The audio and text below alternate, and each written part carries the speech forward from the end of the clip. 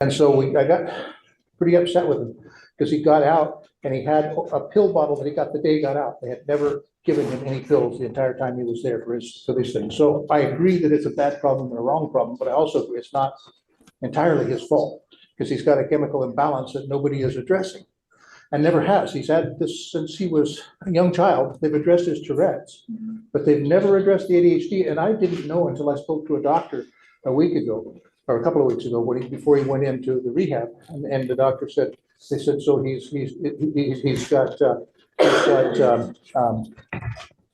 he said he's got ADHD. And I said, yeah. And he says, does he have a problem with drugs? And I said, yeah. And he goes, why isn't he on Ritalin? And I go, what do you mean?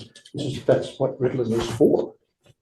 And if he was speaking apparently from personal experience, so we tried to get him on Ritalin. They wouldn't do that because it's a substance itself. And they said that he could be abusing that substance. So we tried to get him on a secondary substance that's non-abusive.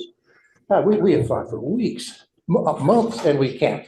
We finally got him a prescription just as he's now out and back in trouble.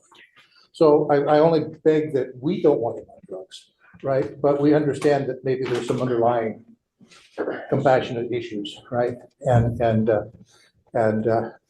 I mean, I'd like to be sent in, but that doesn't work. And it pains me because I think that as a father and as a mother, due to love, a lot of times, and I don't know necessarily you, but people tend to kind of shut their eyes and become naive to the fact that they're using, and I'm not talking about marijuana.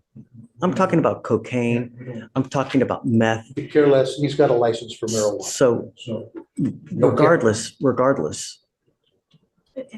any heavy drugs, cocaine or anything that's going to cause him a lifelong problem, no. I want him off of that stuff.